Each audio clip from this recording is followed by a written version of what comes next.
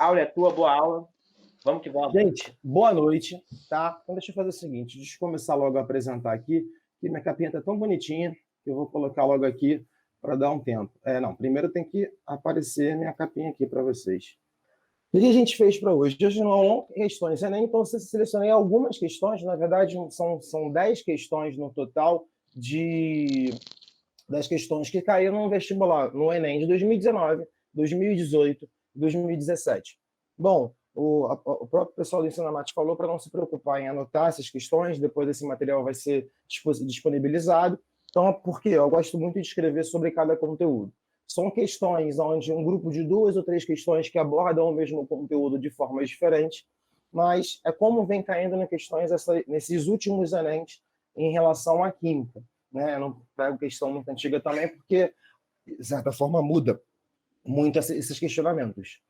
Bom, vamos de primeira questão.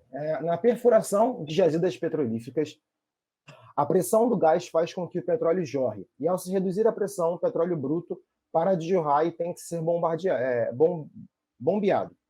No entanto, junto com o petróleo, também se encontram componentes mais densos, tais como água salgada, areia e argila, que devem ser removidos na primeira etapa do beneficiamento do petróleo. A primeira etapa do beneficiamento eu tenho opções. É um dos primeiros assuntos que a gente trabalha no ensino médio. A gente trabalha sobre processos de separação de mistura, certo? Dentre isso, o Enem adora falar sobre processos de separação de mistura, associado isso também ao petróleo. Então, perdão. Quando a gente fala disso, só preste atenção. Toda vez que eu for falar do petróleo, esqueci de botar minha caneta aqui, do petróleo, você tem que se ligar ao seguinte. Petróleo é uma mistura de compostos orgânicos. Então, já pega essa sacada. Bruno, é uma mistura de compostos orgânicos específicos? Sim, mas eu já vou entrar nesse detalhe. De compostos orgânicos.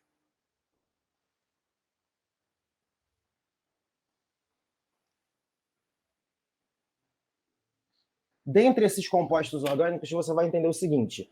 Os principais são os compostos que a gente chama de hidrocarbonetos, compostos formados apenas de carbono e hidrogênio. Outra parte é o que a gente chama de impurezas. Então, toda ou qualquer questão que fala do petróleo, você tem que entender que a melhor parte, a parte que mais interessa, são os hidrocarbonetos. Tá, Bruno, o que isso tem a ver com a questão? De certa forma, nada. A gente vai ver isso mais à frente. Quando a gente fala do petróleo, a gente fala sobre a propriedade, do que ele significa, do que ele é, mas a gente também fala sobre esse processo de extração dele. O Enem adora falar disso. Quando a gente fala de extração, o pessoal só remete a uma dos processos, mas não é bem assim. Veja bem, assim que você extrai o petróleo da terra, na verdade, do subsolo, você tem ali diversas impurezas, né, contidas no petróleo. E não são impurezas que estão misturadas, não são outros compostos orgânicos. Aqui a própria questão fala. Eu voltei só para visualizar. Repara o seguinte, junto ao petróleo eu tenho água salgada, areia e argila. Água salgada e areia e argila não se misturam ao petróleo, mas estão juntos nesse sistema de extração. Como eu faço para separar isso? Para separar o que a gente chama esse de petróleo bruto,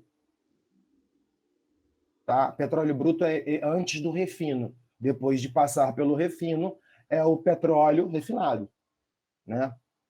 Tem 2 processos primordiais. Um e o segundo processo. O primeiro processo a gente chama de decantação, que é um processo onde você separa os materiais pela densidade. Petróleo, o pessoal confunde muito isso. O petróleo é um óleo, é viscoso, mas ele não é denso. Tá? Óleos, compostos orgânicos, têm a tendência de baixa densidade. Então, na decantação, você separa o petróleo.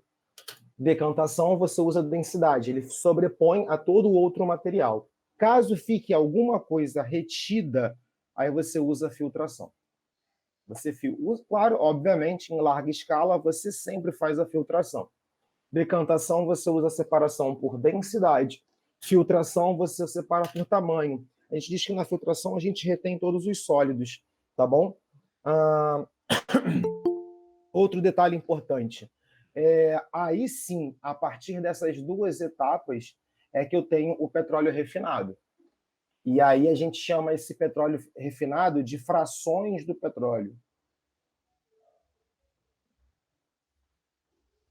É onde o pessoal utiliza realmente para separar, né? Ele separa o petróleo em misturas ainda, mas misturas menores de composições diferentes, usando o processo que a gente conhece como destilação fracionada, tá?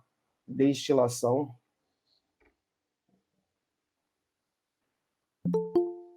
fracionada. Então, quando a gente fala de petróleo, principalmente em questões que o Enem adora falar sobre esse processo de extração do petróleo, quais são as etapas que eu trabalho o petróleo? Primeiro, eu tiro todos os componentes que não estão na mistura. Alguns chamam essa mistura que está aqui depois de todos esses processos mecânicos, a decantação e a filtração, né, de mistura homogênea. Eu não vou me reportar a ela como mistura homogênea, porque eu não tenho a gente não tem como ter toda a certeza que ela é uma mistura homogênea. Mas, partindo desse suposto, aí sim você faz o processo mais específico, que é a destilação fracionada. A destilação, tudo que tiver a destilação, galera, vocês vão utilizar a temperatura de ebulição para separar os materiais. Você separa os materiais por ponto de ebulição. Ou seja, você aquece o material até que um material com menor ponto de ebulição passe para o estado gasoso. E aí, em outro recipiente, ele volta a ser líquido. Isso é destilação. Quando fala de bebidas destiladas, água destilada ou a própria destilação do petróleo. Fracionada, porque você faz várias frações para separar materiais com pontos de ebulição diferentes. Nessa questão, ele nem chega a falar disso. Eu só aproveitei para trabalhar isso bem. Voltando ao texto, ele pergunta sobre a primeira etapa. Aí tu fala, caraca, Bruno, eu tinha que saber que a primeira etapa é a decantação? Não. Se você soubesse da sequência do petróleo, tu respondia rápido. Mas, se você não soubesse, você lia a questão que ele te dava uma dica. Ele fala que junto ao petróleo encontram-se componentes mais densos. A sacada foi usar esses mais densos. Então, qual é o processo onde, dentre esses, eu separo por densidade? Separação por densidade é a decantação. É aquela que você espera os materiais, né, sedimentarem, os materiais mais densos, e aí você faz toda uma questão de verter o material, ou abre espaço para o material menos denso ser sugado, ou o mais denso sair. Tá? Decantação, processo de separação por diferença de densidade. Evaporação não é, destilação também são outro processo de misturação.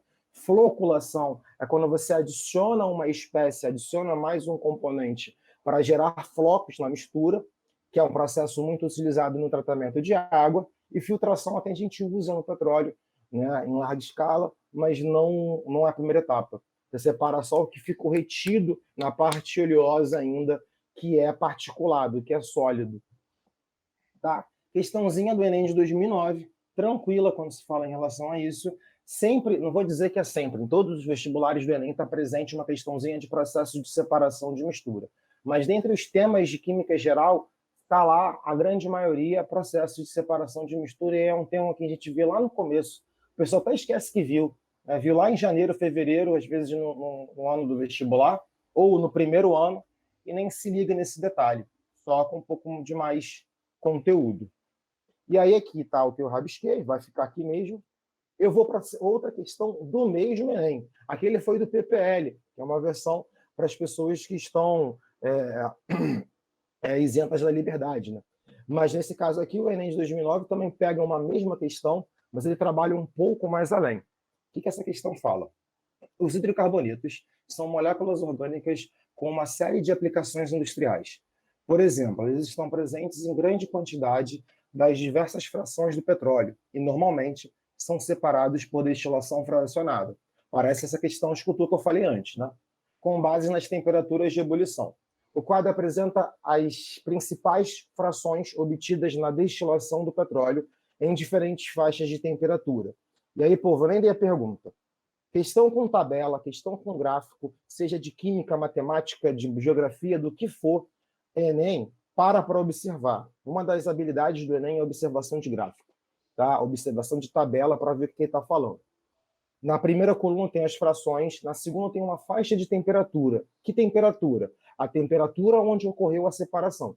Então, esses materiais da fração 1 têm a temperatura de ebulição até 20 graus Celsius. O material da faixa 2 tem a temperatura de ebulição de 30 a 180. Então, não é uma substância, é um conjunto de substâncias. E aí eu vou tendo outros pontos de ebulição. Perdão, eu estou quase ficando sem voz, também deu mais um olho de água. Ô, Bruno. Eu. Pedindo para você voltar depois rapidinho naquele slide lá que você fez as anotações. Aí só para lembrar para a galera, caso vocês queiram ter esse material depois, a gente vai disponibilizar na nossa página, tudo bem? Mas aí aproveita para tirar um print, se quiser, já para ter isso agora. Claro, que eu vou fazer isso aqui agora. Aí eu até aviso para ter esse print se alguém estiver anotando rápido, para não ter problema. Mas é isso aí. É o que você falou, não preciso nem reforçar. Show de bola. Foi. O material que vai estar assinando só com as questões, né? Esses rabiscos vão todos juntos também, gente. É porque eu prefiro rabiscar mesmo. Vamos lá. Consequente. Então, tem a segunda coluna. A terceira coluna fala sobre alguns exemplos de produtos. E a quarta coluna é onde está a sacada, presta atenção. Hidrocarbonetos são compostos formados apenas de carbono e hidrogênio. O nome está dizendo. E aí eu falo o seguinte: aqui são cadeias que têm de 1 carbono a 4 carbonos. Na outra é de 6 carbonos a 12 carbonos.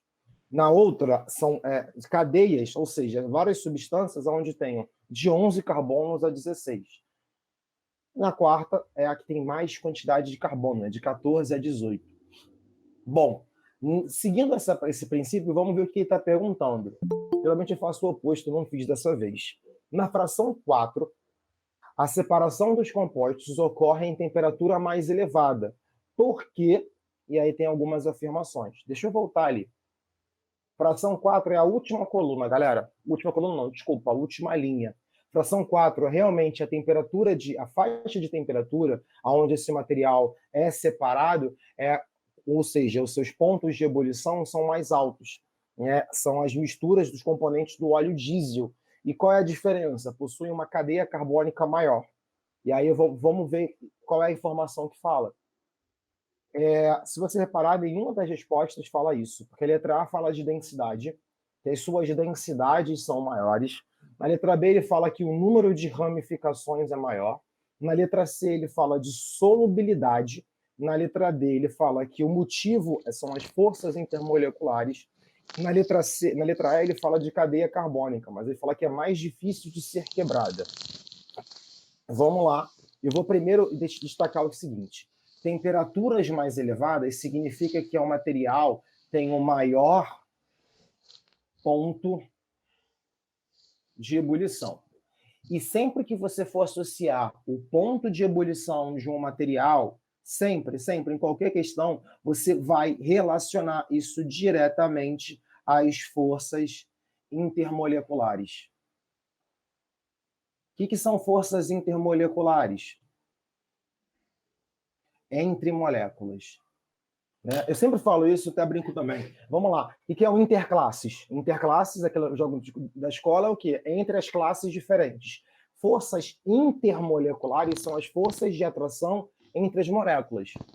E então não é a ligação covalente, a ligação iônica ou a ligação metálica. É considerando que os compostos fazem ligações covalentes, são grupamentos, o quanto eles estão afastados, ou quer dizer, aproximados ou não. Se eles têm atração, porque isso está diretamente associado com o estado físico. Lembra que o estado sólido de um material é quando as partículas daquele material têm a tendência a se atrair.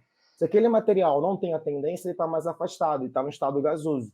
Então, maior ponto de ebulição significa que ele tem mais dificuldade a ir para o estado gasoso, não é? Porque eu tenho que aquecer mais para ele ir para o estado gasoso. Significa que ele tem uma força de interação alta.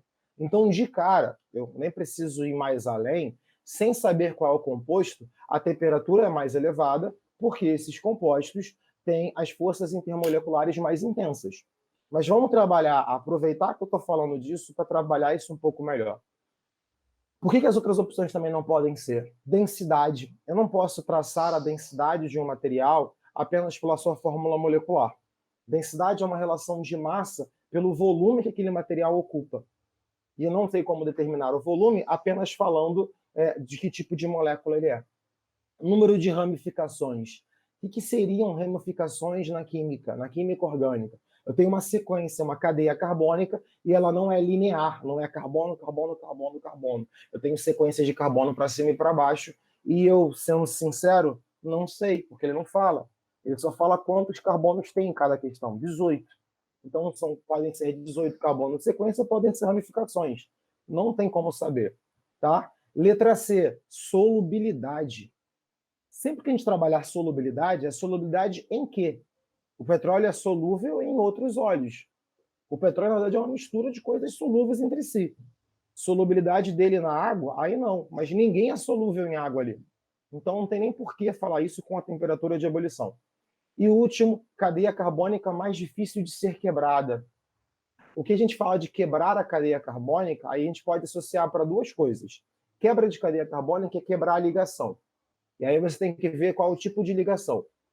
A questão não fala nada de qual é, se é uma ligação dupla, se é uma ligação simples que tem entre esses carbonos.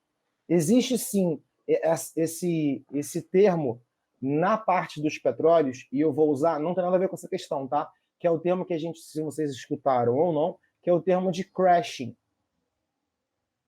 Crashing. Crashing, é isso. Ou craqueamento. Craqueamento é mais bonitinho, né? Fala, Bruno, o que é isso? Craqueamento vem do termo crashing, que é de quebrar. Tá? Mas como assim quebrar? É porque é uma sacada para a gente ganhar mais dinheiro. Vou mostrar para vocês. Dentre as cadeias de 6, na verdade, isso é uma curiosidade que já foi presente, tá, galera? De 6 a 8 carbonos são os compostos que têm maior valor na mistura de petróleo, porque são os maiores componentes da gasolina. A gasolina tem um índice de octanagem. A ideia, a tendência é ter 8 carbonos na cadeia, da forma ramificada possível, mais 8 cadeias, aproximadamente, tá? É uma mistura de várias substâncias com 6, 7, 8, 9, até 12 carbonos, como está na questão. O que você faz? Quando você pega cadeias que tenham mais carbonos, como, por exemplo, essas cadeias de 18 carbonos, cadeias de 16 carbonos, você tem um excesso desses materiais que não têm um alto valor, você faz uma reação química que quebra essa cadeia ao meio, faz o craqueamento, né? O craqueamento catalítico. E aí você vai ter 2 moléculas com 8 carbonos, que vão entrar na mistura da gasolina, que tem um alto valor. Mas dificilmente isso vai entrar em uma questão. Caso entre, é esse o craqueamento. Você também pode fazer a quebra em moléculas menores, que vão ter mais valores aí, com 2, 3 carbonos também. Não era o caso disso. Outra coisa que é interessante, se você souber falar sobre forças intermoleculares, eu tenho que olhar a hora, porque senão eu vou demorar 50 minutos só numa questão. Sobre forças intermoleculares, vocês têm que saber o seguinte: existem 3 tipos de forças intermoleculares. Para essa questão, eu não precisava saber identificar qual, mas eu vou aproveitar essa questão para trabalhar esse assunto. Existe a primeira força de interação, conhecida como, quer dizer, a mais forte entre elas, como ligação de hidrogênio. Eu vou botar de H, tá? Que é de hidrogênio. Existe a dipolo permanente. Permanente. E existe a dipolo induzido.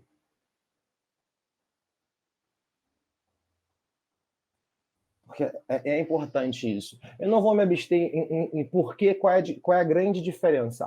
A ligação de hidrogênio é a maior força de interação entre moléculas. Quando ela vai acontecer, de forma bem resumida, em moléculas polares, tá? Tem que lembrar se é uma molécula polar ou não. Se ela tiver hidrogênio ligado a flúor, oxigênio ou nitrogênio. É o grande macete que a gente chama de H-FON.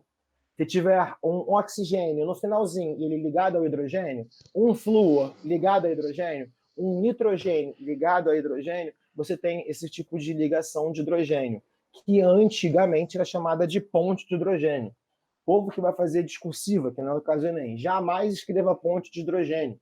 Se tu escrever isso na prova de química, é capaz do cara rasgar a tua prova. Isso é um termo antigaço. Dipolo permanente é uma força de atração mediana. né, ela acontece entre moléculas polares. E a mais fraca entre as forças de interação não significa que não tem, são entre as moléculas apolares. Que, por sinal, é o nosso caso, porque eu estou falando de hidrocarbonetos. Nossa, aqui saiu duas cores. De hidrocarbonetos. Aí veja bem, povo, hidrocarbonetos são moléculas, eu não sei escrever e falar, hidrocarbonetos são moléculas apolares. Então, toda vez que eu falar de petróleo, hidrocarbonetos, não é o geral de compostos orgânicos. Os compostos orgânicos podem ter lá, se forem menores, oxigênio, o próprio nitrogênio, que são as aminas, enfim. Os hidrocarbonetos são apolares. Então, a sua força de interação é mais fraca. Aí tu fala, Bruno, então por quê? Por que todo mundo aqui são cadeias de carbono? Todo mundo que são hidrocarbonetos. Então, de forma geral, todos esses caras têm força de interação baixa. Por que esse cara, quando tem cadeia maior, tem maior ponto de ebulição? Por isso mesmo. Eu vou explicar o porquê, lógico, né? Mas a lógica é essa.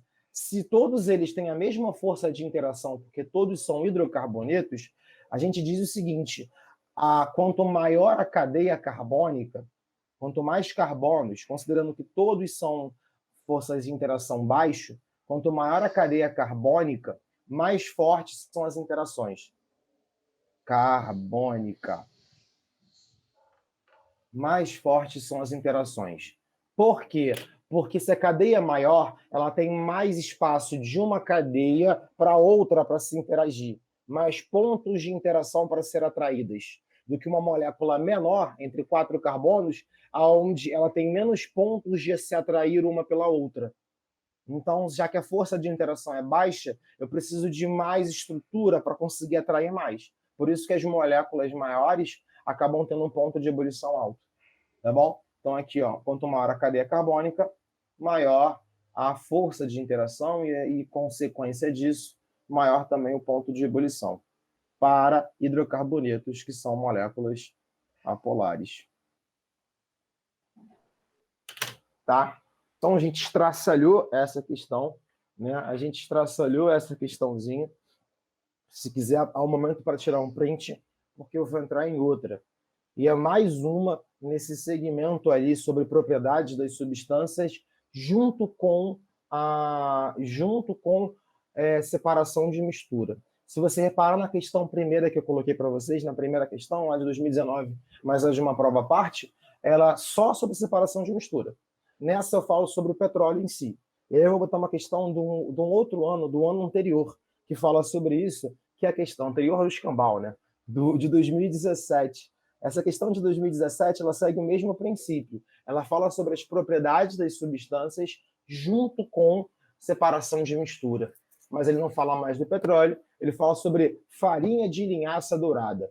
E aí, veja bem, a farinha de linhaça dourada é um produto natural que oferece grandes benefícios para o organismo. A maior parte dos nutrientes da linhaça encontra-se no óleo dessa semente, rico em substâncias lipossolúveis com massas moleculares elevadas. Eu já vou falar sobre cada ponto dessa questão aqui.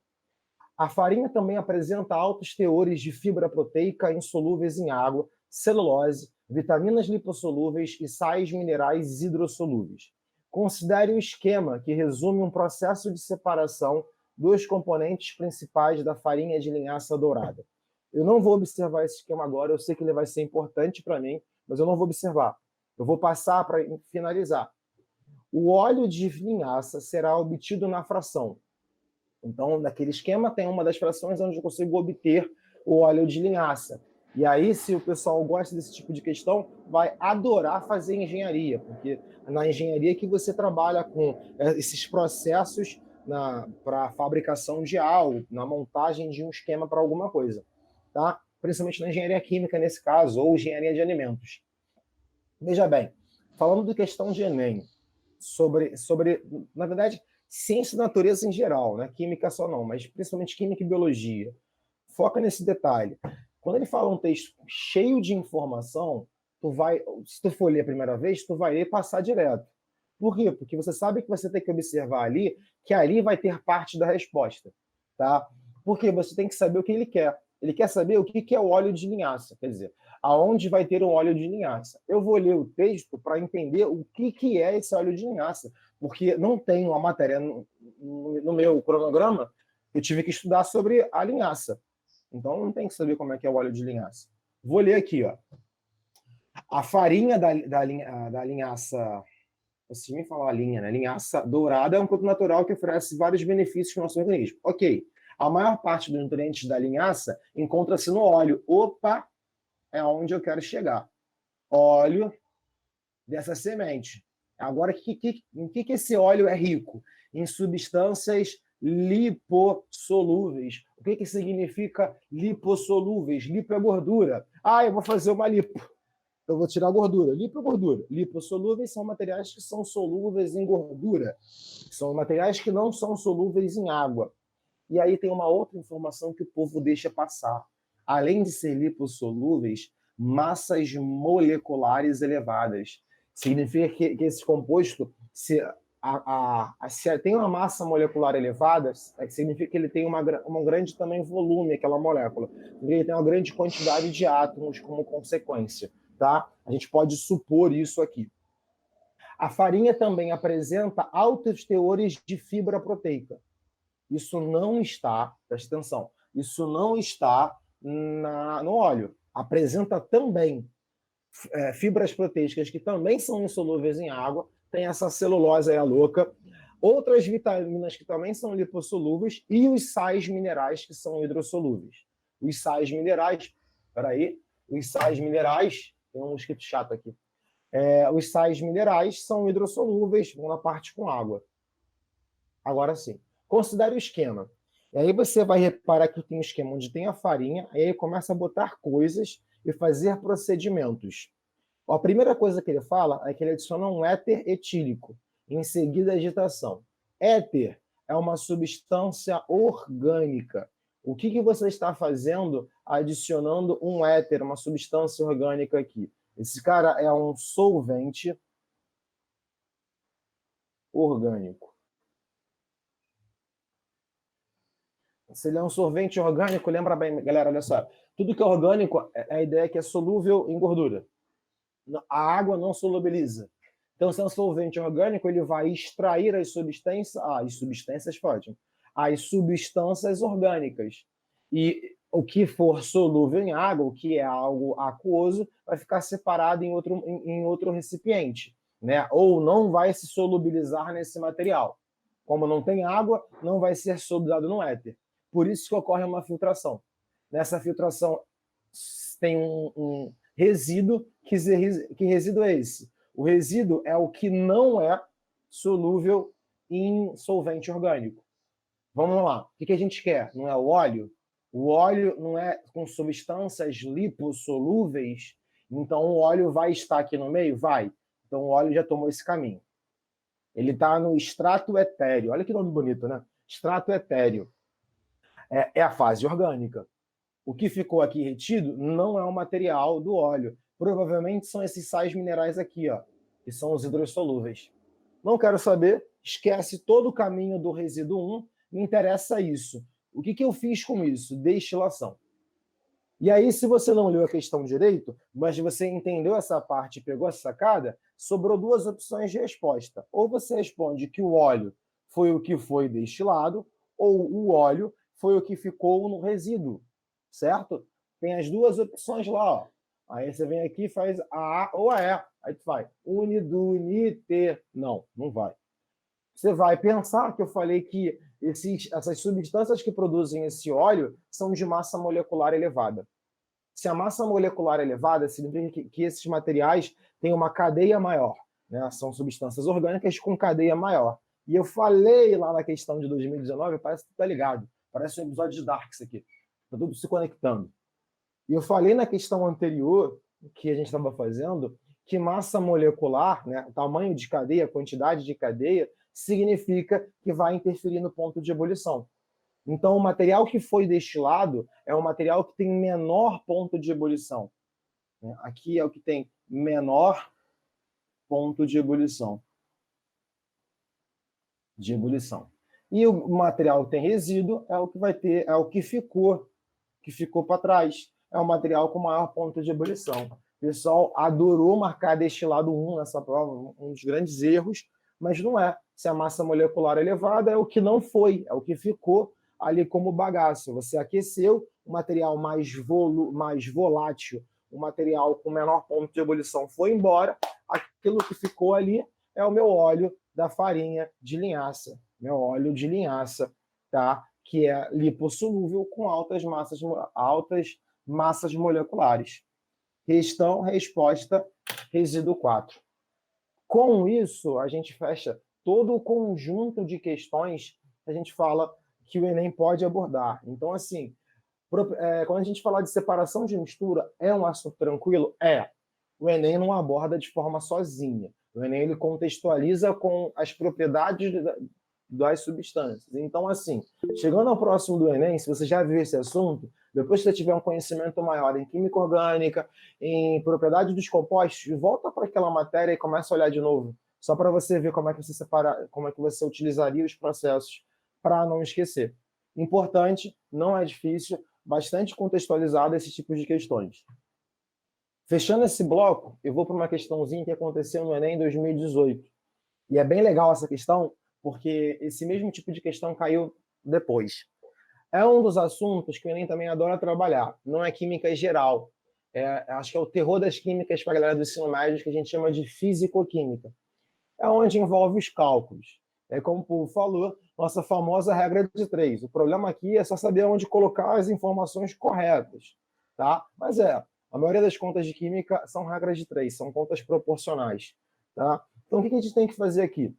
A primeira coisa, apareceu esta jossa de ΔH, apareceu isso aqui, a gente está falando de questão de termoquímica. A gente já para, é termoquímica. Termoquímica são questões que envolvem a relação de uma reação química ou de um processo físico com calor. Né? Pode ser gerando calor, que a gente chama de processos exotérmicos, ou pode ser absorvendo calor, que são processos endotérmicos. O Enem em específico, porque os outros vestibulares não gostam de trabalhar tanto assim, adora trabalhar termoquímica com biologia, do nada. Fala de energia, fala de consumo, fala de caloria, de quanto consome para cá e para lá. Vamos lá. Essa questão fala o seguinte: por meio de reações químicas que envolvem carboidratos, lipídios, proteínas, nossas células obtêm energia e produzem gás carbônico e água. A oxidação da glicose, já vou pegar meu marca-texto aqui, bolado da Stabilo aqui, ó. Boa que tem tinta ilimitada. A oxidação da glicose no organismo humano libera energia, conforme ilustra a equação química, que está aqui abaixo, sendo aproximadamente 40%, esse 40% não vai ser à toa, para atividade muscular. Apareceu a equação. Veja bem, isso aqui que foi dado é massa molar de cada elemento. Isso só é fornecido porque o Enem não nos dá uma tabela periódica. A UERJ, por exemplo, ou outros vestibulares pelo Brasil afora, que disponibilizam tabela, não fornecem esses dados. Se o Enem está me fornecendo, é porque eu vou usar. Vamos lá. Aqui a referência da onde o cara tirou, Química na Saúde, e vamos à questão.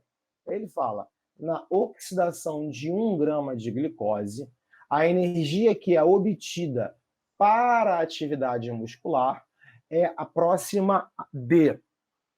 Vamos lá, presta atenção. O que você vai ver com essa questão? Eu vou voltar aqui para a gente olhar. Ele quer saber a energia se eu consumir 1 grama de glicose, né? Da oxidação de 1 grama de glicose. Caraca, Bruno, isso aqui é a oxidação da glicose? Vamos lá, vamos no instinto, povo. Para quem falar, eu não sei olhar a questão. Oxidação seria oxigênio. Glicose, C6H12O6. Isso aí, povo, tatua na pele. Tá? Então, a oxidação da glicose. Veja bem, olha que legal. O pessoal da biologia adora chamar a oxidação da glicose. Eu chamo de combustão. É a mesma coisa. Ah, dentro do nosso organismo está pegando fogo? Não. Mas ela está reagindo com oxigênio, gerando CO2 e água. Toda a questão, todo o conceito de química, quando a gente fala que é um composto que reage com oxigênio, que gera CO2 e água, é uma combustão. Então, a combustão da glicose e oxidação da glicose é a mesma coisa? Aqui é. E tem esse valor de energia. Então eu vou procurar na resposta lá, 2.800. Não tem. Não é. Porque isso é proporcional ao que está na equação. Você repara que todo mundo tem um 6. Isso é o que a gente chama de coeficiente. A glicose não tem. O coeficiente dela é 1. Então, o que significa isso? Agora que vem o termo que o pessoal mais gosta na química. O pessoal adora esse termo. O que significa? Que aquele 1 é porque 1 mol de glicose, 1 mol é a medida proporcional em quantidade que a gente usa.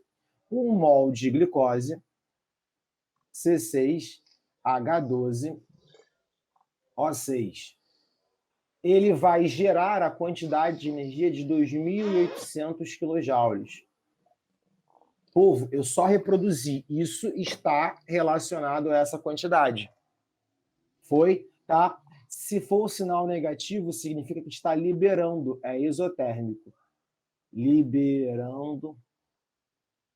Aí é um padrão que a gente utiliza, liberando energia. E aqui, olha só. 1 mol. Tá, entendi. Fiz uma relaçãozinha aqui. Ele quer saber em 1 grama. Eu coloco aqui, tá bom.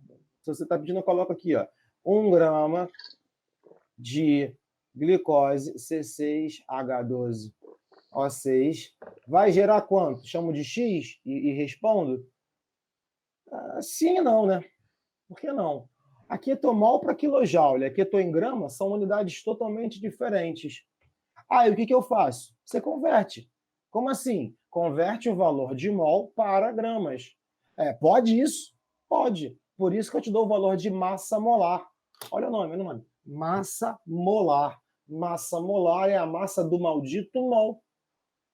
Foi? Então aqui eu vou voltar e vou fazer o seguinte. Então essa conta não dá para fazer. Você vai lá e coloca massa molar. Massa molar de quem? Dela. Ó, C6H12O6. Como é que eu vou descobrir, Bruno? Aqui os dados, ó. Cada vez que tiver um hidrogênio, eu vou usar 1. Cada vez que tiver carbono, 12. Oxigênio, 16. Tá bom. E aí, povo, gosta de matemática mesmo, né? 6 vezes 1 mais, né? 6 vezes 1, escambau. Tá vendo como é que eu sou bom em matemática? Que bom que eu estou sendo fiscalizado aqui por vários professores.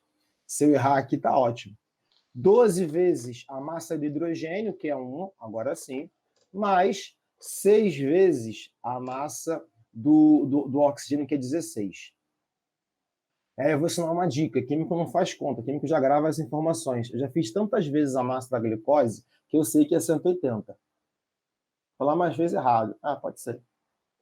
Se você fizer essa conta, vai dar 180 gramas por mol. O que significa essa informação? 1 mol de glicose tem 180 gramas. 180 gramas é a massa de um pacote que tem 1 mol de glicose. Se eu pegar ali, sei lá, não açúcar, porque o açúcar é sacarose, mas se eu pegar ali minha glicose, que eu tenho um momento, e pesar 180 gramas, eu vou ter 1 mol? Vai. Que legal. Se eu pesar de outra coisa, eu vou ter 1 mol? Não, porque essa é a relação da glicose. Então, eu vou pegar aqui e vou reescrever isso. Agora eu consigo fazer a minha famosa regra de 3. 180 gramas de glicose, eu estou substituindo ela, porque eu estou botando a relação em massa, em vez de dali. Estou reescrevendo essa linha. Tem 2.800 quilojoules. 1 grama tem X. E aí, vamos lá. Outra regrinha de 3 para animar a nossa noite. X vai ser igual a 2.800 divide por 180. Corta. 280 vezes 18, isso dá aproximadamente de 15,6. E aí, se você for afobado, você viu para cá, olhou para a resposta e falou: se eu cheguei numa conta que tem na resposta, é essa a resposta. Não é. Não é. Por que não é? Porque isso é a conta, é o valor de energia liberada. Energia liberada. Tá? Se tu marca aqui, é cilada bino. Não é isso. tá? O que vai acontecer, na verdade, é que ele não quer energia liberada. Ele quer energia que, na verdade, liberada ou obtida, nesse caso, para a atividade muscular. Para a atividade muscular é apenas 40% disso. Tá vendo? Quando for fazer continhas assim, dá um confere no final, tá? E então, o que é 40%? Aí você vai botar, multiplica por 0,4. Ah, pode ser. Mas calma aí que eu me buguei aqui. Voltei. Mas também, se você quiser, pode fazer outra regra de 3. Ó. Olha aqui. Só para pilhar mais ainda. Aqui é o segundo passo. Deixa eu só colocar direitinho. Aqui foi a minha primeira conta.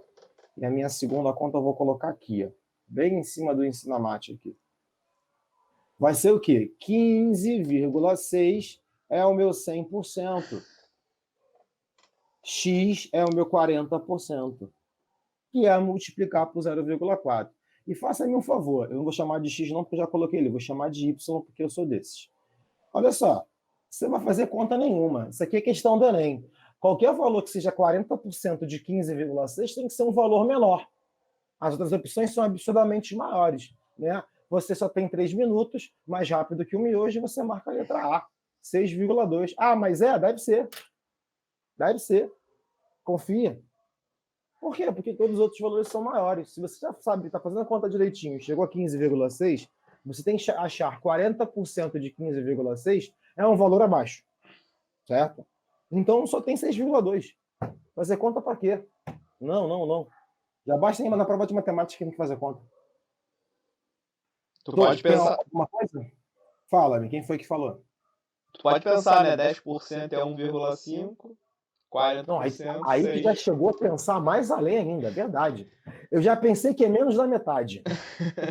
10% 1,5, 40% 6. Pronto. Também. Mas é outra linha. Mais rápido, né? É o único valor menor. O único valor menor, Marco.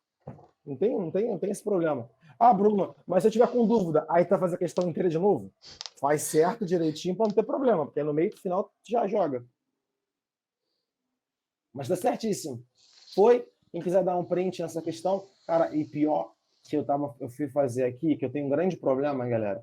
Quem já foi meu aluno sabe, de organização.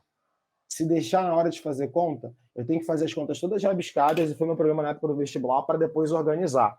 Se vocês pegarem aqui, eu organizei as minhas contas.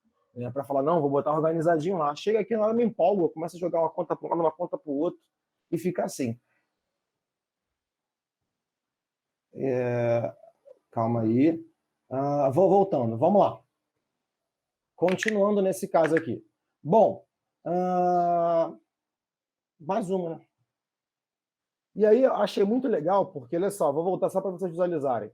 Esta questão foi de 2018. Essa questão é de 2019. O cara tiveram a cara de pau de usar a mesma equação com o mesmo valor. Não fui eu não estou inventando, eu não crio o Enem, tá? Tá ali. Só que ele fala de um processo diferente, ele fala do processo de glicólise, para a galera de biologia que adora, tá? Vamos lá. A glicólise é um processo que ocorre nas células convertendo glicose em piruvato. Durante a prática de exercícios físicos que demandam grande quantidade de esforço, a glicose é completamente oxidada na presença de oxigênio. Entretanto, em alguns casos, as células musculares podem sofrer déficit de O2 e a glicose ser convertida em 2 moléculas de ácido lático. As equações termoquímicas para a combustão de glicose e de ácido lático são, respectivamente, mostradas a seguir. Aí você pode falar, Bruno, eu não sei o que é o ácido lático. Aí eu falo assim, vem cá, vem comigo.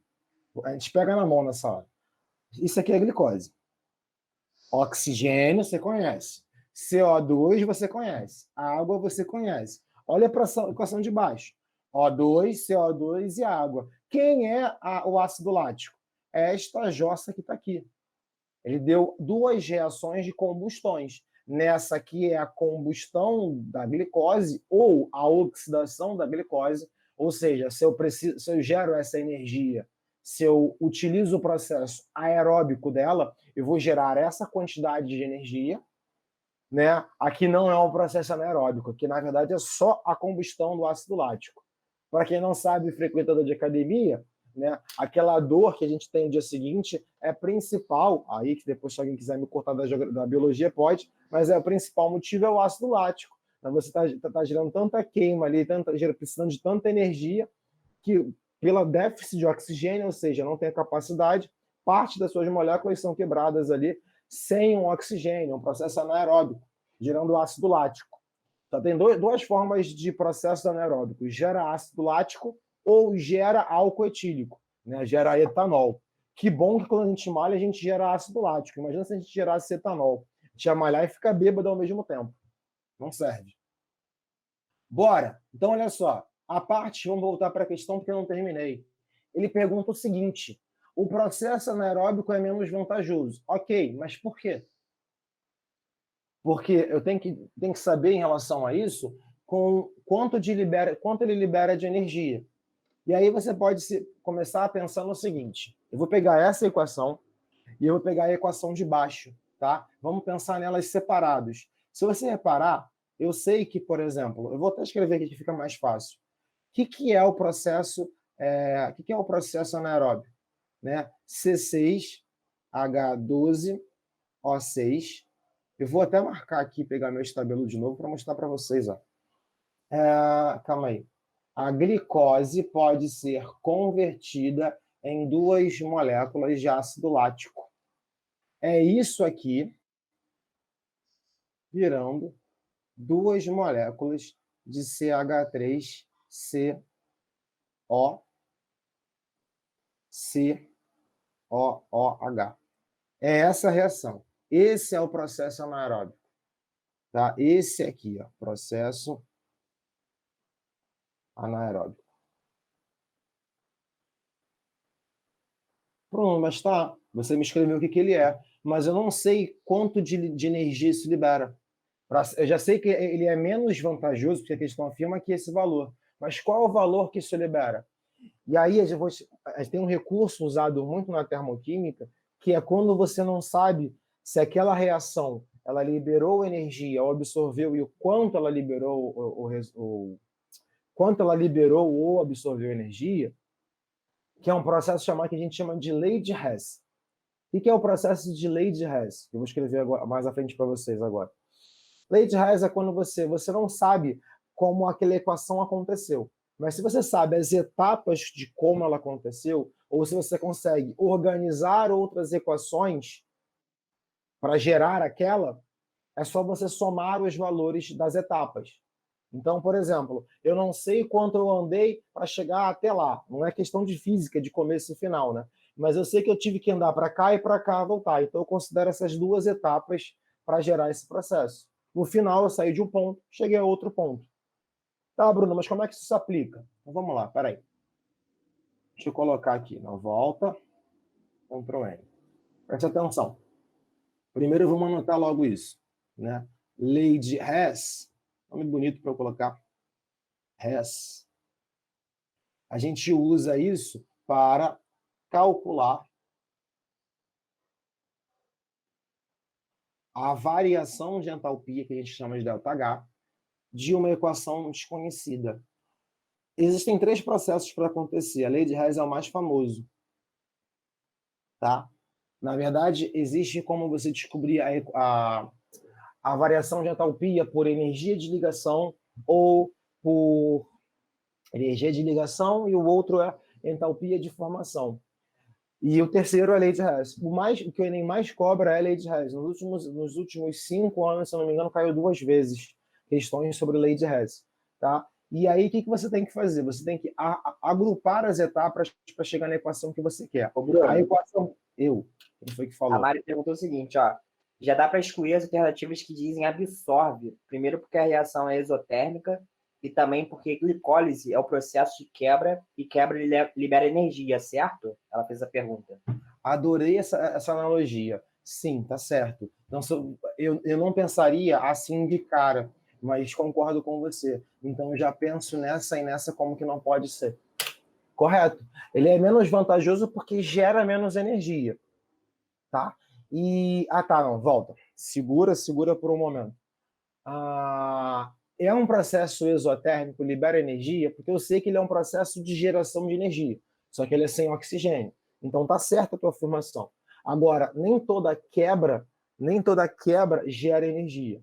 Quebrar uma ligação, na verdade, necessita de energia, né? Isso, na verdade, acontece um rearranjo, por isso que se torna exotérmico. Para quebrar uma ligação, você precisa de energia. Você precisa de energia para afastar. Quando você forma um composto, é que você libera a energia. Então, se for só no termo leigo, quebrar a ligação é um processo endotérmico, é um processo que precisa absorver energia. Tá bom?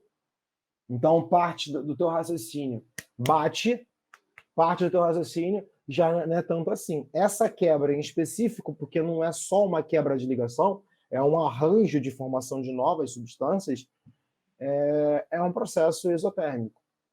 Tá? Foi? Não tinha visto. Beleza. Foi, ela falou obrigado. Show. Não, eu acabei até olhando ali já agora. Então vamos lá. Como é que você vai fazer toda qualquer questão de lei de Hess? Essa é até tranquila. Você tem a equação que você quer. Você sabe que a equação que você deseja é essa, galera. Olha só. C12O6 virando aquela molécula louca lá que é do ácido lático. Eu vou copiar porque você sabe que eu não decorei. CH3, CH, vou voltar. OH, copiei ela aqui em um lugar, vou colar aqui no meu rascunho. COOH. Presta atenção, segura aí, peraí. Isso aqui eu vou botar para baixo. Tá vendo por que eu gosto daqui? Pronto. O que você vai fazer? Essa equação aqui, ela é o teu desejo. Você quer mexer nas equações que você tem para chegar a essa maravilhosa equação que está aqui. Para que você consiga chegar ao ΔH, famoso desconhecido. E aí na lei de Hess, a dica que eu tenho é o seguinte: se ele te der várias equações, você vai mexer nas equações para chegar àquela equação. Como? É só você modificar os fatores, ou seja, inverter ou não a equação para chegar àquilo. Não é difícil. Eu vou usar um marca-texto verde para vocês verem o que eu vou fazer aqui. Olha só. O que eu quero, a equação está aqui embaixo, é que esteja como reagente a glicose, porque ela vai ser quebrada para formar ácido lático. Na minha primeira reação, eu tenho a glicose como reagente. A quantidade é uma glicose. A quantidade que eu tenho da equação que foi fornecida também foi uma glicose. Então é ótimo. O que eu faço aqui? Eu faço isso, eu só pego esse valor e aproveito ali. Então preste atenção.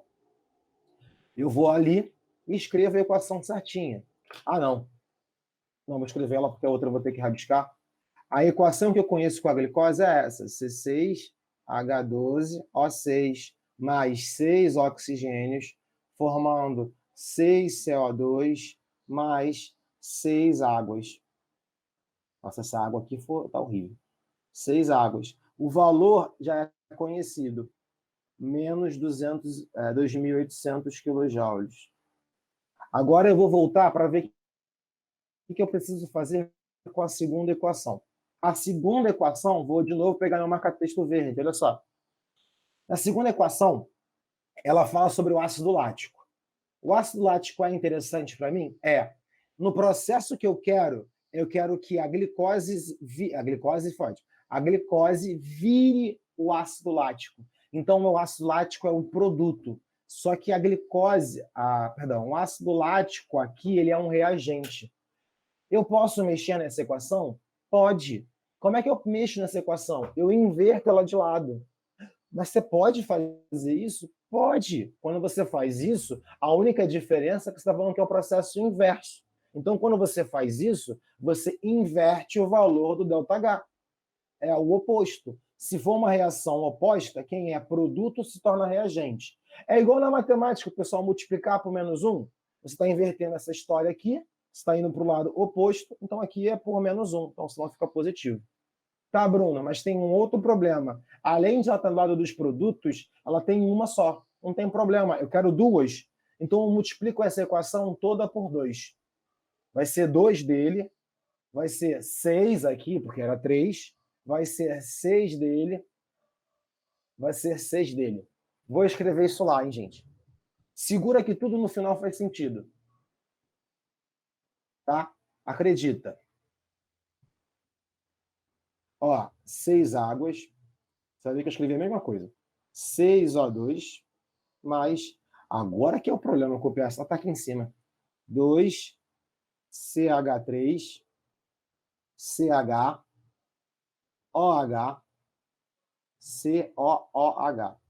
Vou voltar para vocês visualizarem o que eu fiz aqui, tá?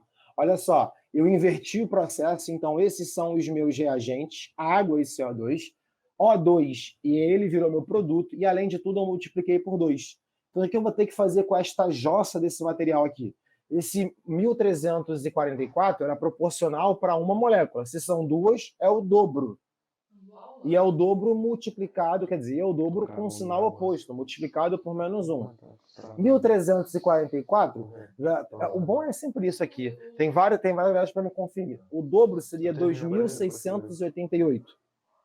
Tá? Então vamos lá, vou escrever isso. O dobro desta jossa é positivo 2688. Positivo porque eu inverti de lado essa equação. Por que eu inverti de lado? Para chegar nesse meu sonho de consumo, que é a glicose virando isso. Mas vai chegar? Vai. Por que vai chegar? Porque a equação ela foi feita, as etapas já foram te dadas para você chegar até um final. Tá? Eu botei aqui uma reta, porque não sei fazer reta normalmente. Eu tenho que utilizar os meus recursos aqui. Pronto. Fiz uma reta, e aí repara o seguinte, se você usou as duas etapas, você só somar as equações. Aqui é sistema, soma as equações. Se você somar, você vai chegar à resposta de cima. Não creio. Claro que sim, porque o que aparece dos dois lados é anulado. Porque algo não pode aparecer como reagente em um e produto em outro. Então vai, tico-tchá, cortei. O CO2 já aparece como produto aqui, mas aparece como reagente aqui. Cortei também. E o oxigênio apareceu como reagente e apareceu como produto. Cortei. Depois dessa chacina aqui, ó, desse quase Jack Stripador aqui de tanto corte, eu cheguei a essa história aqui, ó. C6H12O6, virando 2 CH3 CH OH, COOH. Não era o que eu queria? Era. O que eu fiz com as equações? Somei. O que eu faço com os deltas? Somo. Se você somar, né, os valores são próximos, mas o valor negativo se sobrepõe, ele é maior, né, isso vai dar menos 12. Menos 12 quilojoules. Qual é a resposta? É essa. Ih, eu escrevi errado. Menos 12 não é não. É menos 112 porque não sei mais fazer conta, gente. Desculpa. Tá vendo? Que bom que eu não tinha opção 12, porque senão estava marcado. 112. Resposta certa é a letra A. Libera 112 quilojoules por mol de glicose. Parece um assunto muito louco para quem está vendo de primeira vez lei de Hess, mas toda a questão de lei de Hess é isso. Você não sabe ΔH de alguma reação, você vai trabalhar com outras reações, adaptando ela até chegar à resposta certa. Em questões que foram dadas de vestibular, é só você pegar todas as que você já tem ali, que já tem um ΔH separado, e tentar mexer nelas para chegar ao que você quer. Ah, você quer aquela substância como produto? Ah, mas você não tem? Inverte. Você vai trabalhando as equações para estar modelando elas.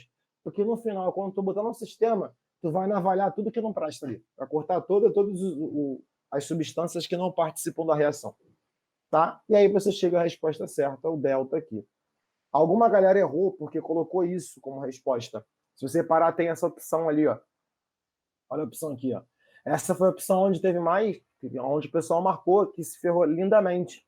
Por quê? Porque pensou que era o seguinte, eu vou até voltar. Tentou fazer a questão rápida e falou que isso aqui era 1344. Ah, se são 2 de ácido lático, é o dobro disso. E aí chegava a esse valor. Só que veja bem, galera, isso aqui é a oxidação do ácido lático. O ácido lático ele não vai gerar energia para a gente, ele não vai ser oxidado no nosso organismo. Ele vai ser lá descartado, se eu não me engano. Aí depois me corrige do povo lá da biologia, tá? Mas não é o que ele quer. O processo anaeróbico é a glicose virando o ácido lático. Então não é esse. É esse aqui de cima. Questão fácil? Não. Eu acho até que ela é melhor de estequiometria, mas é uma questão que costuma cair. Lei de Hess. Lei de Hess tem questões fáceis no Enem, tem questões difíceis, mas cai. Então, dá uma olhada, dá uma salvada como conteúdo importante para o Enem. Eu fiz 5 questões, é verdade, para conseguir fazer bem. Continuando. Outro tema. Eu adoro falar sobre essa questão, principalmente porque eu adoro esse livro, que é a referência A Colher que Desaparece. E é um tema que o pessoal não acha que cai no Enem, porque está muito associado com tabela periódica. Ah, Bruno, parece uma questão para mim sei lá, de história, né? A mitologia grega, sei lá, ou não, mas não, é só historinha primeiro. Olha, na mitologia grega, Nióbia é a filha de Tântalo, 2 personagens conhecidos pelo sofrimento. O elemento químico de número atômico igual a 41 tem propriedades químicas e físicas tão parecidas com as do elemento do número atômico 73, que chegaram a ser confundidos. Então, esses 2 elementos chegam a ser confundidos por ter as mesmas propriedades. Por isso, em homenagem a esses 2 personagens da mitologia grega, foi conferido a esses elementos os nomes de Nióbio e Tântalo. Esses 2 elementos químicos adquiriram grande importância econômica na metalurgia, na produção de supercondutores e de outras aplicações na indústria de ponta, exatamente pelas propriedades químicas e físicas comuns aos 2. Texto bonitinho. E aí ele fala o seguinte: a importância econômica e tecnológica desses elementos pela similaridade de suas propriedades químicas e físicas deve-se a... E aí, olha só, tem 2 tipos de pessoa que vai resolver essa questão. A pessoa que tem aquela sagacidade e lembra das aulas de tabela, por mais que o pessoal fale que tabela periódica não cai no Enem, cai sim. Não cai porque você não tem uma tabela no Enem, né? Mas cai os conceitos de tabela periódica, assim como história de tabela periódica também. Toda vez que eu for falar, por quê? Porque tem como responder ela em 30 segundos ou responder ela mais demorada. 30 segundos é o seguinte, é você saber que elementos que têm propriedades semelhantes, eu já não sei mais escrever, essa hora já fica difícil. Semelhantes significa que eu estou falando de elementos que pertencem ao mesmo grupo.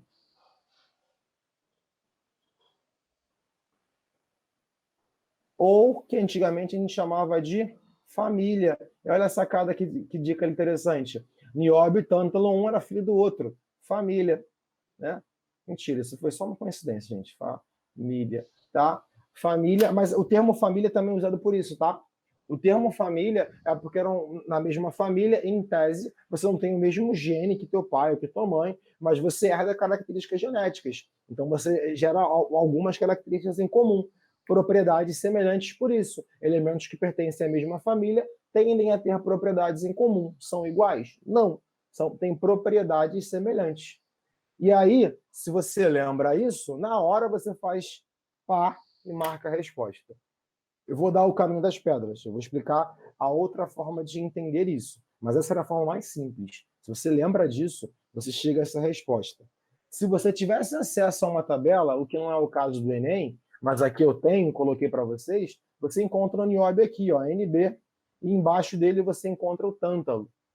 Em cima também o vanádio, que é outro elemento que também é utilizado para geração de supercondutores e para a melhoria dos metais. É até uma coisa interessante falando disso, porque faz um tempo para cá, na verdade esse debate vem lá em 90, mas voltou agora enfim, com a política atual, falando sobre o nióbio. Eu não vou nem entrar em detalhes politizados sobre o nióbio, mas qual é a grande sacada do nióbio para entender, o ponto de vista de um químico. Nióbio, sim, a maior fonte de reservas naturais do nióbio é no Brasil. Né?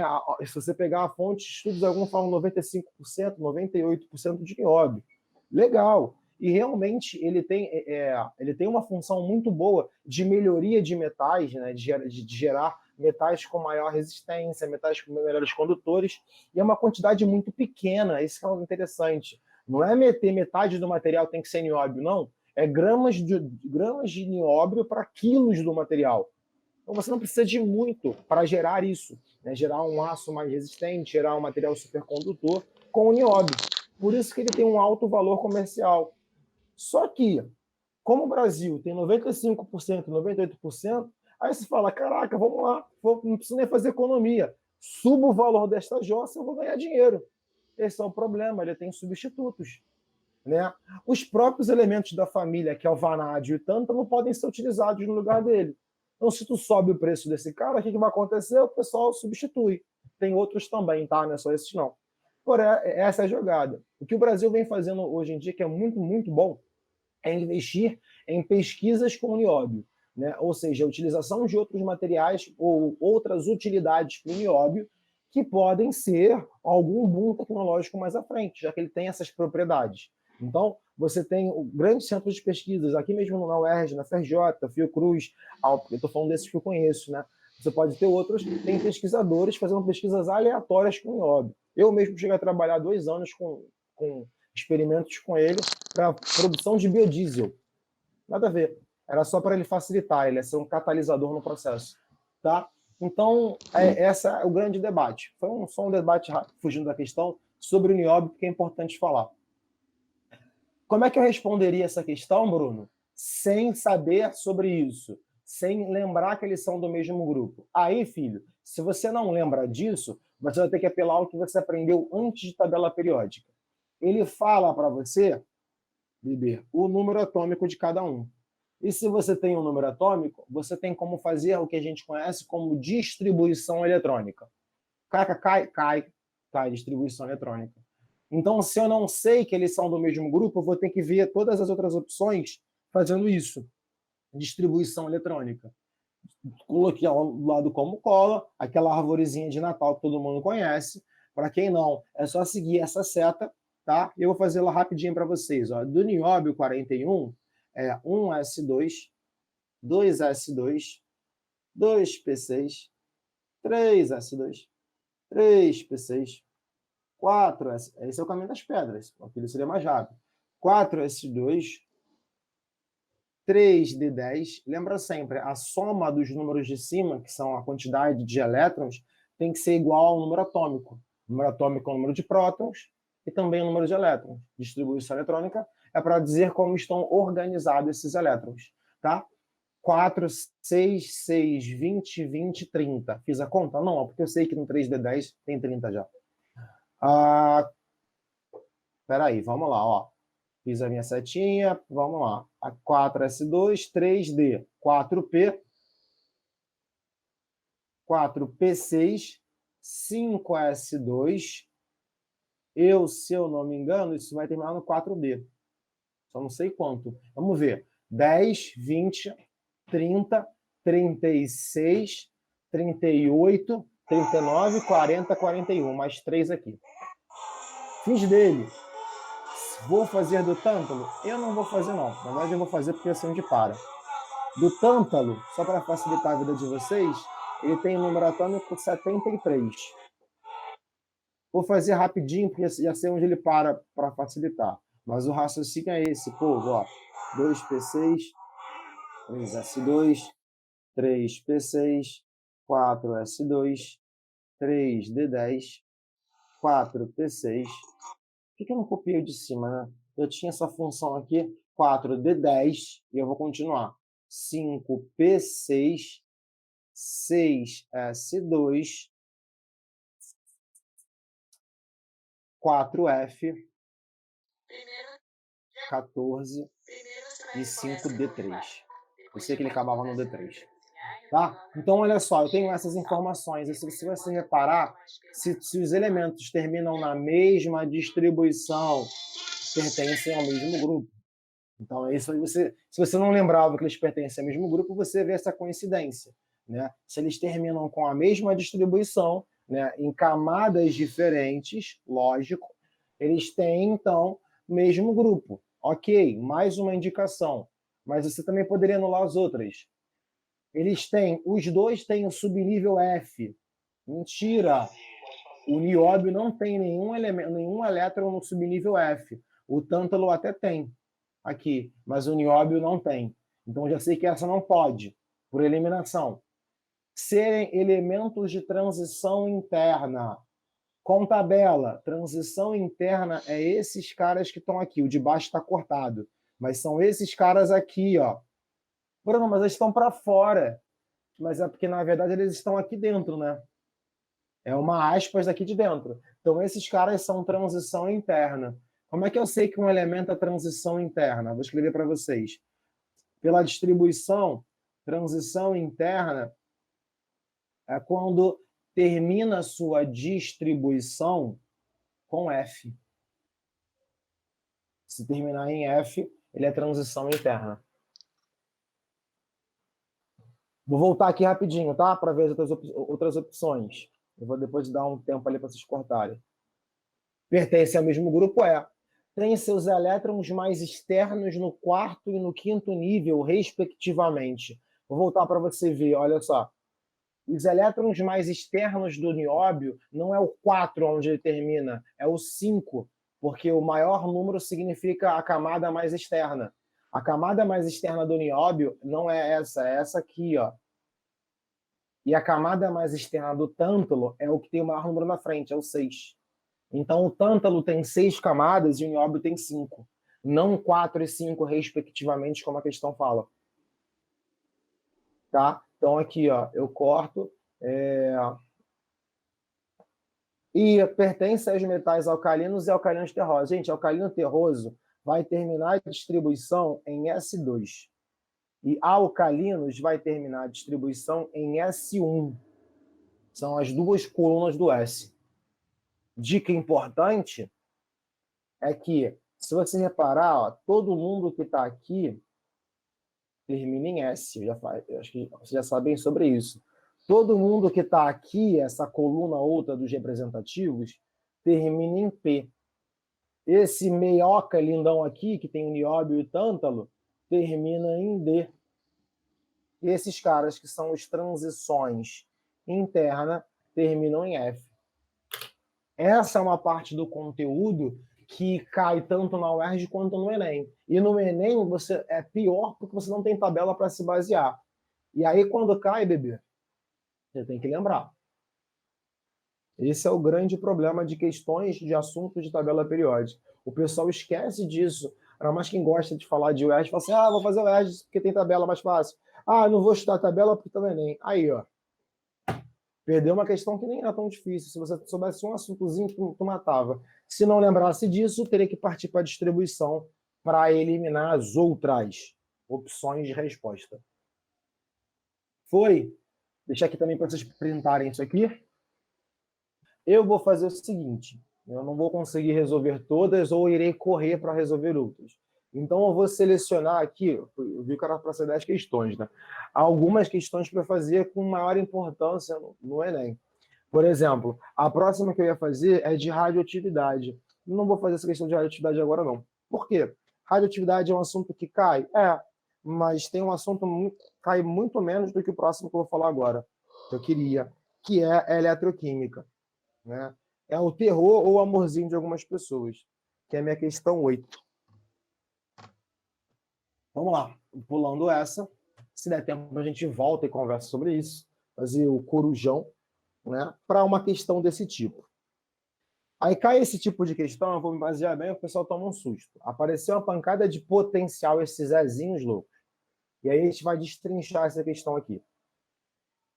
Para realizar o desentupimento de tubulações de esgoto residenciais, é utilizada uma mistura sólida comercial que contém hidróxido de sódio e outra espécie química pulverizada. Só segura um pouquinho aí. Desentupir pia é o hidróxido de sódio, a gente conhece como soda cáustica. Ou se tu comprar no mercado, é o que a gente conhece como diabo verde. Tá? São esses os nomes comerciais para hidróxido de sódio. Vou continuar. Quando adicionado a água, essa mistura ocorre uma reação que libera gás hidrogênio. Eu vou marcar porque essa informação ela vai ser importante. Ele está falando do que acontece na reação. Ele não escreveu, quer dizer, ele não botou a fórmula, ele só escreveu. Libera gás, hidrogênio e energia na forma de calor. Ok. Aumentando a eficiência do processo de desentupimento. Considere os potenciais padrão de redução da água e de outras espécies em meio básico, expresso pelo quadro. Eu não vou trabalhar esse quadro agora, eu vou explicar para vocês. A única espécie que eu vou olhar, olha para a água. Olha o gás hidrogênio sendo formado. Tá? Mas eu vou voltar a falar disso agora. Vamos lá. A pergunta é, qual é a outra espécie que está presente na mistura sólida comercial para aumentar a eficiência? Vamos a teorizar questões desse tipo. Apareceu em alguma questão falando sobre potencial de redução, do qual a gente chama de E, com uma bolinha em cima, ele está falando de questões onde acontecem o que a gente chama de reações de oxirredução. O que é uma reação de oxirredução? Reação de oxirredução é uma reação onde acontece transferência de elétrons. Alguma espécie transfere elétrons para outra espécie, tá? E aí, então, você tem uma mudança de carga entre os compostos. A gente diz que ocorre transferência. Estou definindo com vocês o conteúdo, tá? De elétrons. Nem precisava, às vezes, de tudo isso para essa questão. Mas essa vai ajudar a resolver essa e a outra. Tá? Toda reação de oxirredução é porque, na verdade, são dois processos acontecendo ao mesmo tempo. Um processo é a oxidação e o outro é chamado de redução. Tadinho. A oxidação todo mundo conhece, né? A redução que não. Se eu te falar que toda vez que você falar que alguma coisa oxidou, outra coisa reduziu, porque um processo não acontece sem o outro, tá? Quando a gente fala de um processo de oxidação, alguma espécie teve que reduzir. Porque o que é a oxidação? A oxidação, a gente classifica isso como perda de elétrons. E se por acaso eu não quiser falar de elétrons para calcular, a gente calcula por NOx, né? Número de oxidação. A gente pode dizer que é o aumento do NOx, ele fica mais positivo.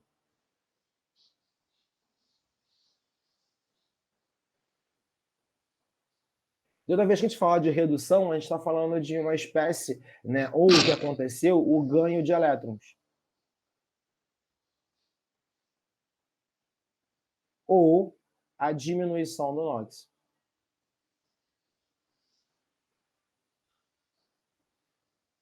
Preste atenção que esses termos que eu estou utilizando agora vão ser úteis tanto nessa questão quanto na outra. E só para me guiar, essa foi de 2019. A próxima também é de 2019. Para que assim, eu estou usando o mesmo conceito para explicar duas questões que ficaram em conjunto, né? Interessante isso pra caramba. Olha só, oxidação e redução são os processos da oxirredução. Mas como é que eu vou saber? Jogo nos dados? Não. Por isso que ou a questão te fala quais são os processos, ou a questão te dá um potencial. O que significa esse potencial? Eu vou abrir um outro, hein? Depois eu volto para esse. Abrir uma nova folha em branco. Esse potencial de redução é interessantíssimo. Quanto mais alto ele for, significa que aquela espécie tem maior tendência a reduzir. Porque é potencial de redução. É a tendência daquele material em sofrer redução. Foi? Se o cara tiver um baixo potencial de redução, significa que ele vai ter a tendência a oxidar.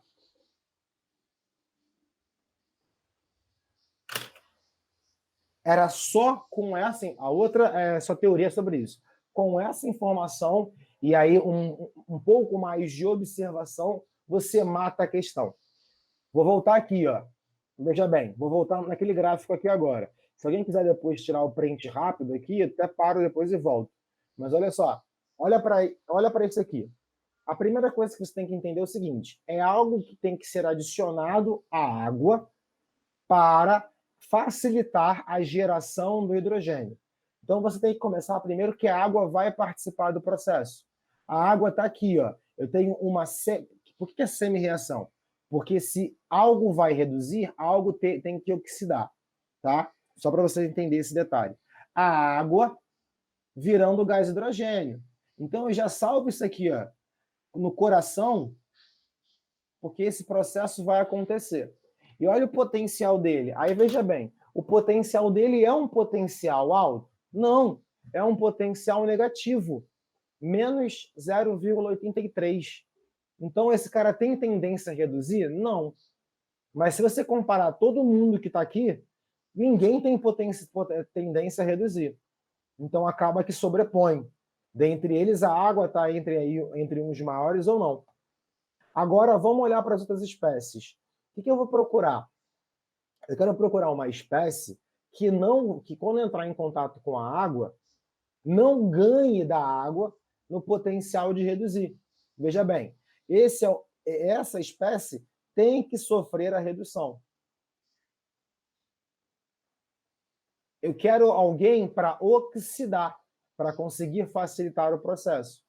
Para oxidar, não pode ter um potencial maior. Agora que é o problema da galera da matemática, que está aqui sem ser os professores da matemática, né?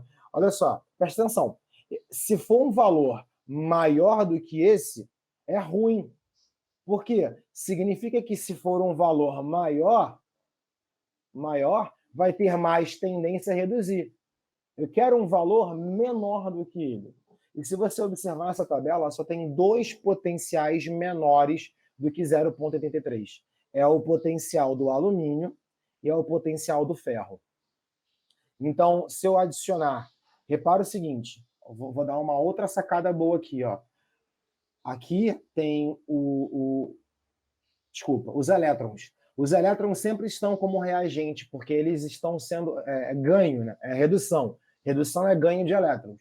Se você quiser falar da oxidação, é aquela mesma história. É só tu inverter o processo.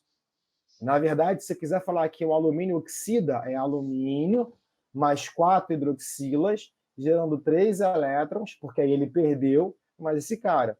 Mas eu posso falar que o alumínio vai adquirir? Vai. Se eu quiser facilitar esse processo, ou com alumínio ou com ferro, porque ambos são menores. Numa escolha, eu preferiria o alumínio, mas tanto o alumínio como o ferro são respostas válidas para a minha questão. São produtos que irão fazer a água se transformar em H2, porque eles têm potenciais menores de redução em comparação à água. Então, se eu tiver alumínio em meio básico e ferro em meio básico junto com a água, ele vai facilitar, ele vai gerar um processo de reação, de oxidação para a liberação do gás hidrogênio. Se você olhar nas respostas, eu não tenho ferro como resposta. Isso aqui não é o ferro sozinho. Isso é o ferro em solução. Eu só tenho um alumínio sozinho. A resposta mata essa. Então, na verdade, era só você observar os potenciais. Você não precisava fazer nada além disso.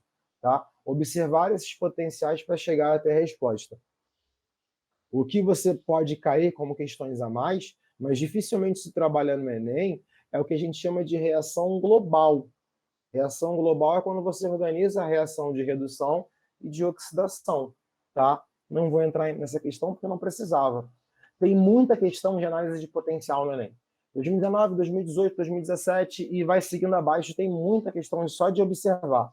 E se você sabe essa teoria, você não precisava chegar a todo esse meu raciocínio. Você só olhava esses potenciais para chegar. Tá? E aí, para a gente fechar, então eu vou fazer o seguinte, então aproveitar, vou fazer essas duas que é do mesmo tema. Mas eu vou aproveitar aqui esse tempo ali, para, antes de fazer a 9, para dar essa sacada para vocês, que é o extra dessa questão. Porque isso às vezes cai, e eu vou aproveitar aqui. A gente chama de... O que é o extra dessa questão que eu estava falando? De montagem da equação global. Aproveitar o mesmo tema para destraçalhar esse tema. Né? O que é a equação global? Eu te dei as semi-reações. Eu esqueci como se escreve global. Eu dei as semi-reações. Eu, a partir das semi-reações que foram dadas, e vamos voltar aqui para vocês olharem, é essa e essa. A partir das semi-reações, eu posso chegar à equação global dela. Como é que seria a equação global dessa questão? É só você somar os processos. Vamos lá. Primeiro processo é esse. Eu vou só copiar daqui para lá. Ó, o primeiro processo, que é a minha redução, vou bugar vocês, ó. Escrevi red de azul. Entendeu? Redução. É 2 águas mais 2 elétrons gerando H2 mais, eu acho que são 2 hidroxilas, eu vou confirmar ali agora. Vamos lá. 2 hidroxilas. Ok. E o processo de oxidação? O processo de oxidação é o alumínio nessa questão, né? Porque é o alumínio que vai oxidar para a água reduzir. O alumínio, eu vou escrever ele ao contrário, tá, gente? Alumínio, aqui, ó, só copiando. Al mais 4 hidroxilas, gerando Al, OH4, menos, mais 3 elétrons. E aí eu falo para vocês o seguinte, toda vez que você for montar uma equação global de oxirredução, você vai ter esse perfil. Você vai ter os elétrons nos reagentes na redução, porque eles são um ganho, né? Um ganho de elétrons, e você vai ter elétrons sendo liberados na oxidação. Só que a quantidade de elétrons que foi liberado na oxidação tem que ser equivalente à quantidade de elétrons que foram absorvidos na redução, porque partiu de um lado para o outro. Então, quando você monta qual é o esquema global, qual é o esquema total proporcional, você tem que equilibrar o fluxo de elétrons. E aí, para equilibrar o fluxo de elétrons, é aquele MC básico, 2 e 3, você multiplica um pelo outro, porque o menor múltiplo comum é o 6. Né? Nesse caso aqui, 3 e 2. Tá? Então, aqui, eu vou só reescrever aqui para ficar mais fácil. Então, você não tem 2 águas, você tem 6 águas. Reagindo com quantos elétrons? Não é mais 2 elétrons. São quantos elétrons? 6 elétrons. Formando quantas? Aqui tinha 1, então tem 3. Quantas hidroxilas? OH hidroxila, galera. Então, 6. E a outra foi multiplicada por 2, então não tem 1 alumínio, você tem 2 alumínios. E quantos? Você tem 8 hidroxilas. E aqui, 2 desse composto formado e 6 elétrons. Aí sim, pulve pova, você consegue fechar essa equação. Você tem o que a gente chama de equação global da reação de oxirredução. Deixa eu aumentar a espessura disso aqui para ficar visível. Pronto. Aqui, olha só. Eletrinho com eletrinho, tu corta. Por quê? Porque aqui está de um lado, aqui está do outro. Você igualou o fluxo de elétrons para não escreverem na equação global. A outra sacada é a hidroxila. Ela aparece tanto como produto em uma como reagente em outra. Só que ela não aparece com a mesma quantidade. Tem mais dela no reagente do que no produto. Então, se você só abate, tá? Aqui tem 6, aqui tem 8. Em vez de 8, você coloca 2. Resposta. Para essa reação acontecer, você precisa de 6 águas. Você precisa do alumínio.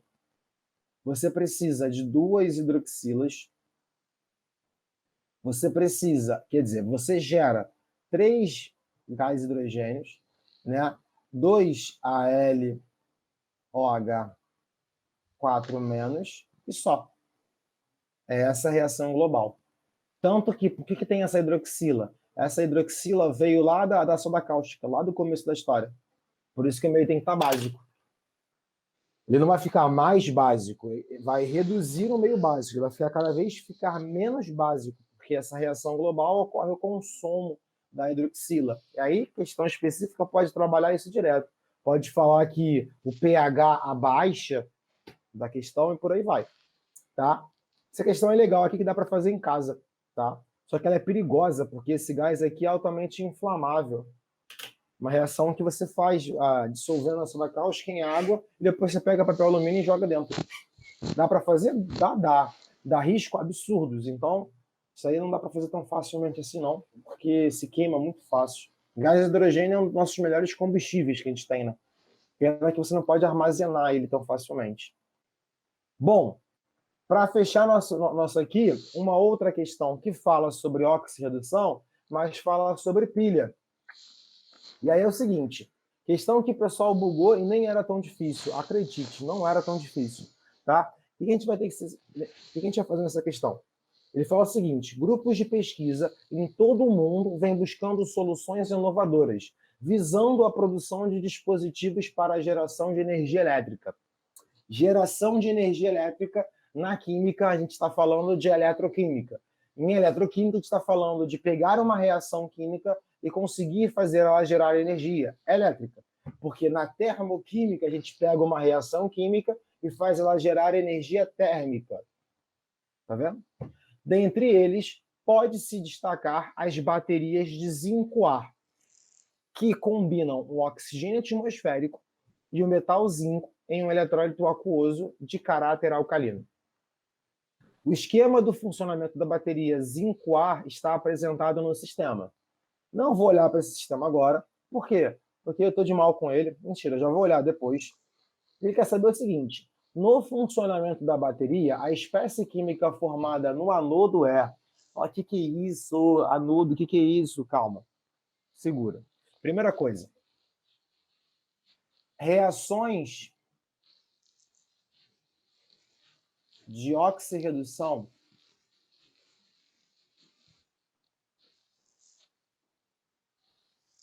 podem gerar energia elétrica. Por quê? É o que a gente chama, esse processo, pessoal, que a gente chama de pilha. Assim como tem o processo inverso, tá, galera? Que é quando você pega energia elétrica para gerar uma reação, porque ela não é espontânea. Uma reação espontânea é onde tem o que a gente chama de DDP, é a diferença daquele potencial, é o maior menos o menor, positiva. Você consegue fazer essa reação e gerar energia elétrica. Porque essa reação de oxirredução não acontece com transferência de elétrons. Se você consegue isolar esses processos, mas que ocorra a transferência de um lado para o outro, você faz um fluxo de elétrons, você faz uma corrente elétrica, tá? É assim que o pessoal faz uma pilha. São as duas semi-reações acontecendo ao mesmo tempo, mas em lugares, em lugares distintos. Então você tem em um ponto da pilha, né? Deixa eu botar isso direitinho aqui para vocês. Você tem em um ponto da pilha a oxidação. Você tem outro ponto da pilha a redução. Como é que gera energia? Porque ocorre o fluxo de elétrons. Os elétrons são perdidos, aqui ocorre a perda de elétrons. E na redução acontece o ganho de elétrons. Como eu já falei na questão anterior. O que vem de novo aqui para vocês? Olha só. Na pilha, como você separa isso em polos diferentes, você tem nomes dados para esse sistema, que são catodo e anodo, tá? Ou ânodo, como o pessoal chama, ou cátodo. Agora, apareceu esses nomes, não tem mistério. É anodo e catodo. Você vai lembrar da forma mais fácil possível. Olha isso aqui, galera. Anodo é a oxidação, catodo é a redução. Isso aqui eu nunca sei de cabeça, eu só faço associação básica. Sabe como? Meu básico de português. Começa com vogal, começa com vogal. Começa com consoante, começa com consoante. Então, quando ele pediu a espécie química que é formada no anodo, eu já falei anodo, oxidação. Porque redução é consoante, então é o catodo. Anodo, oxidação, porque ambos começam com vogais. Redução, catodo, porque ambos começam com consoante. Essa é uma dica que eu uso até hoje, eu não faço isso de cabeça. Tá, Bruno, beleza, mas quem sofre oxidação? Aí, filho, é só você olhar para essa reação que está aqui. Você não deu print? Eu vou voltar para vocês olharem, tá bom? Aqui, ó, eu tenho dois blocos. Um deles é oxigênio virando hidroxila. Eu nem estou preocupado em balancear. É esse lado, esse bloco. Esse bloco pode ser o meu cátodo ou o meu anodo. Não sei. E aqui? É uma seta daqui indo para cá. Então, o que, que tem aqui? Aqui tem o zinco. O zinco o quê? Metálico, gente. Olha só. Aqui ele está dizendo, ó, eletrodo de zinco, é o zinco metálico. É essa a maior pegadinha. Zinco metálico se transformando em um composto básico, que é o zinco OH 4,2-. Eu tenho isso aqui de um lado e isso do outro. Eu não sei se um deles é oxidação ou redução. Eu não consigo ver os elétrons. Se você não consegue ver os elétrons, a outra forma de identificar se é oxidação ou redução é pelo que a gente conhece como NOx. Fazendo de forma bem rápida NOx com vocês, tá? Para a gente ganhar tempo, é o seguinte: substância simples, o NOx é 0. Oxigênio dentro de composto, porque eu estou olhando para ele, é oxigênio aqui, oxigênio aqui. Oxigênio dentro do composto, ele sempre tem a carga -2. Então, ele saiu de 0 para -2. Ele aumentou ou diminuiu o NOx?